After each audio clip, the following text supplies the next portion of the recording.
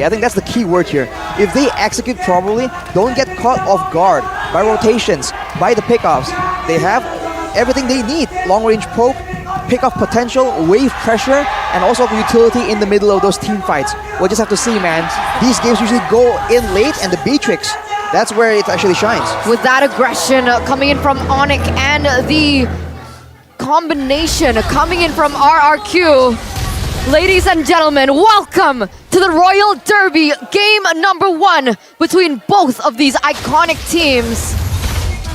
It's going to be Onic and RRQ here. Who will strike first is the question. Spell check, emblem check, Arashi. It seems like 3 members from each team chose to use the Purify, Flicker, and 1 each use the Purify. Only see W with the Purify, and on the other side, Banana. And if you look at the emblems, a lot more diversity, a lot more damage being sought after for the side of Onic. Hang on. We'll have to wait. Hang on. I think we'll have to wait and see. This is a wrong emblem. It looks different. This looks familiar though. It looks familiar. It truly does. So we'll have to wait on that. But with that Brave Smite, with the Purify, Banana is going to be trying to be the most annoying, but you have to be careful. Other targets all vulnerable here.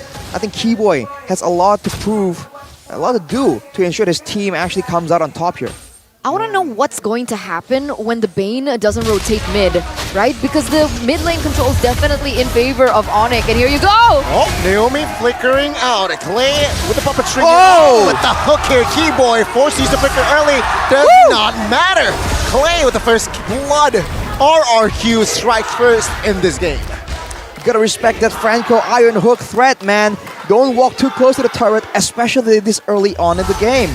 With that bit of advantage right here, it's not a big deal just yet, but look at CW trying to make an aggressive play. Shaman Force already. Now, Naomi came just in time to be that big brother presence. Though, top side, take a look. Means that with Franco bot side, it adds more pressure towards RRQ. Perhaps they do not want to contest this turtle.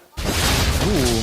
You see that actually Skylar gets left alone in the bottom. It's gonna be a free turtle for Onic, and in the bottom side, oh, the hard guard is being used. Oh, very low. CW, what a catch by Keyboy! Good night, Skylar. Keyboy with the clutch, rage and revenge. RRQ.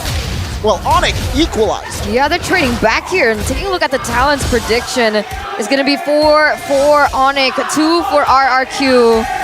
And you can hear the crowd just really chanting for Papulong there. It's a fun fact that he's never voted for Onic before. He never votes for the majority, man. For the ones that you think are gonna win. But look at RRQ. You talk about team fights, they seem to be trying to go for pickoffs. 2 focusing marks on their composition, and then 2 quantum charges just to ensure that they can actually kite back away from all this dive. But wouldn't that be enough? Rotation! What a deny rotation there from Keyboy, which was, the timing. Onic was there and Persik was without cover. Gets taken down. The kill pressure once again, right? Onic, they practically win all these 3 lanes, and they're able to make the most out of it so far. 1,000 gold lead. What is the lead looking like in terms of the items? So far, nothing significant, nothing too crazy has been built up, but the Harith right here has finished the first core item that gives you quite a bit of Starlium Scythe. The Starlium Scythe gives you a bit of true damage, a bit of mana as well. It's a great item to have on top of the Impure Rage emblem. So CW is pretty independent in that lane, unless he makes a mistake. And for Skylar, he has a Fury Hammer, but it won't really be enough just yet. Oh, this is the duo! This is the one I'm talking about. The Armor Shred and the physical attack. Bounce, well, luckily for Uranus, the hard guard was there, but if not for the Angela, he was insta-shredded there top side on it with a 1,500 gold lead. Now look for the turtle tech. Let's see here. RRQ, will they be able to contest this time? And look what they did. They used up the hard guard before the turtle fight, so it won't be available in the next few seconds. Keep your eyes on Keyboy. He might be looking for something right now. See here, it seems like Naomi still looking for an opening. Persik not in position, not in prime position, but Keyboy is in prime position to catch Persik. Again, if Persik gets taken out twice already in this game, and it seems like they still want more here. Keyboy zoning Skylar out on his turret. CW will find extra gold this time. 4-man rotating. Oh. With the cancel. Nice. Drian now trying to pull Skylar out. Forced to use the flicker. Skylar and the Bruce Fashion doesn't really connect. Again, Onic winning the trade. They're still going for it here. Gani, they're diving! Flicker pull. Skylar. Naomi gets taken out. Skylar will be next on the chopping block as well as Clay will be out with the flicker. But there you go. 2 members taken out plus the turret. 3,300 gold lead in the first 5 minutes. Full objective control, full map control here for the side of Onic. And they are putting RRQ in a tough position. But Boots is going to get caught here for sure, right? Oh, what? Boots almost with the outplay there. 3 versus 1 was a little bit too much there, perhaps for Diroth to sustain. But almost. Kiboy is just making a statement right here, man. Oof. Onic is just not letting up. They know that they have a bit of an early advantage. They don't have a marksman, keep in mind. So RRQ, if they can last longer, I think there's a better chance for them to come out on top in the middle of these fights. For Onic though, they are fully focused on tearing apart the whole map before it reaches that part. Oh my god. RRQ, they need to slow down their tempo here. You need to pick your battles. I mean, they were trying to get a pick on it to CW, but CW was still able to purify out of it. It's very difficult for Naomi to continue that kind of kill pressure with how Onic are playing this. In the top side, you can already see they're pushing once again, looking for more objectives. If let's say, the Beatrix gets that power spike, is the damage going to be enough? Considering that the heroes on the side of Onic aren't that tanky, we'll have to see. Right now, though, that's a big engage. Suppression connects. Call Alter save the day. Naomi flickers out. The Keyboy finds one. First stick with the help of Guard now trying to disengage with the deadly catch. Tickling the backside now. Kyrie with the Keto already with the presence. Killing pressure. First stick, where are you going? And there you go. The armor strike killing spree for Drian.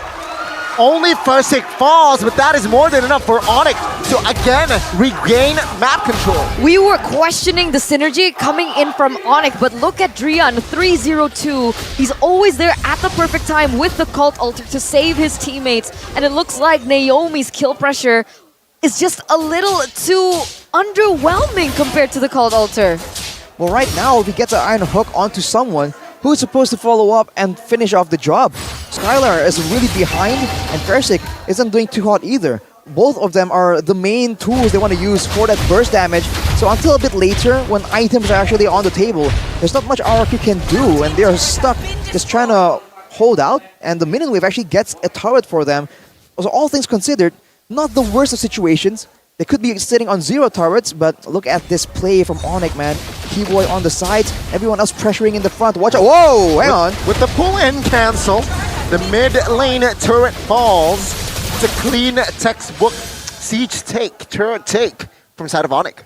5,000 gold lead, ladies and gentlemen. Onic, they are looking on form even without Suns.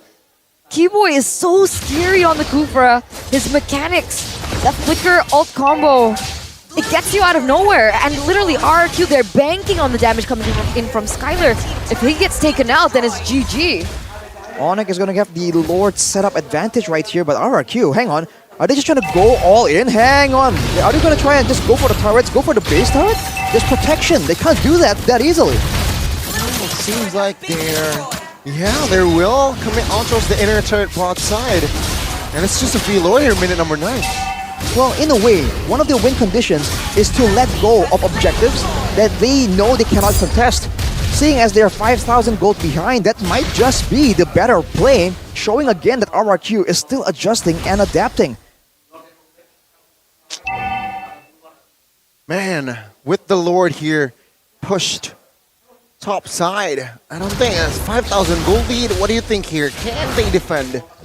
Start adding up. For now though, ooh, Naomi with a bit of a good read there. Unfortunately, the Iron Hook wasn't long enough. Keep your eyes on Drian though, not for the damage, but to make the play with a Cult Altar. A 5-man dive that is essentially immortal with a second life. That is scary, and there's not enough crowd control on the side of RRQ to try and stop that. Yeah, keep your eye on Keyboy as well. He has Flicker and also the Rage. Let's see. He's charging up. No, he will not commit to this time. Deadly catch has been popped though, and the turret here, top side, will not fall just yet, I believe, yeah? RRQ, they managed to clear that wave, so a very, very good defense shown by RRQ. I mean, technically they do still have high ground, right? They have the deadly catch from Bane, they also have the ultimates coming in from the Beatrix, but 3 waves are crashing once again. I'm wondering if Onic want to go and commit for this. Let's see. Shaman Force, Keyboy finds one. Cold Alter popped. Fursic will not be able to survive. And take a look at Boots now with the Diroff. Looking for an opening, but Flicker, Bloody Hunt cancelled. What a read by Keyboy. Onic, 8,000 gold lead. No base turrets taken down though. So overall, RRQ, they managed to defend their base. It's almost like the best case scenario for RRQ. The fact that they only lost 1 member and didn't lose any base turrets, that's really good. But losing their jungler though, that's a bit of a tough situation. Now Onic backs away and RRQ immediately try and extend, try and find some control, some gold in the jungle. But Onic already on the way back, but look at the damage. That can add up the longer the game goes, but let's take a look at the instant replay by the Samsung Galaxy S-Series. Everyone engages onto Banana, but afterwards it's Fursic. Clay almost saves it with a hard guard, but it won't be enough. And Naomi, he really tried to make this play work. There's a good chance to try and use the turrets to try and secure this kill, but Onic, they're just too on point. They understand what RRQ is trying to go for and deny it completely. Keyboy is terrifying, man. Reminds Keyboy you- is reminds you of terrifying. someone? It reminds me of Tranquilor, now gone, right? Insane. The way that he's able to predict that movement, cancel it out.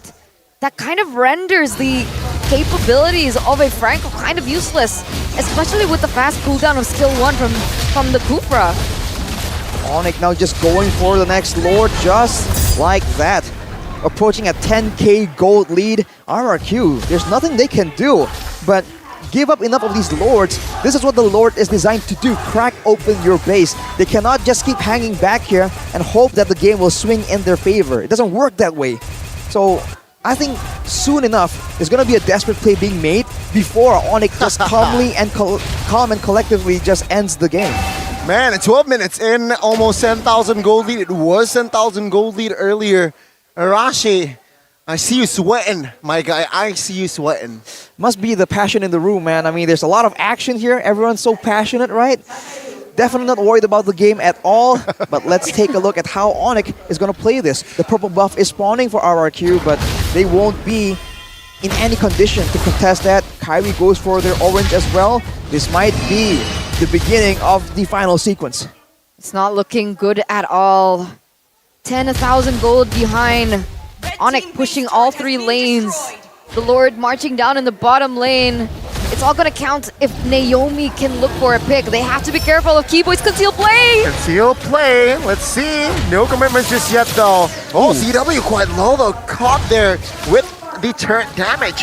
It seems like the mid-base turret will be defended by RRQ still. But there you go. Again, they're okay, Dreon. Okay. Whoa, whoa, whoa. Whoa, whoa, oh. Onic, 10,000 gold lead still. Well, you can see Skylar still has some semblance of damage right here, so Onic, they can't be too careless. But if they go on the right target at the right time, it's still gonna be quite the easy win in my opinion. Now Onic, full HP, yet again are gonna try and take out the turret. Look at that, engage though! Keyboy finding 2, and this is it! 3 members defending, not gonna be enough as Banana falls as well. Onic still strong with 5 as Naomi flickers out of the way. And take a look at the minions. It's here for Onic to strike first, and this is Onic winning game 1. The MSC champions, ladies and gentlemen, being able to lead this Royal Derby. And they just really melted as one.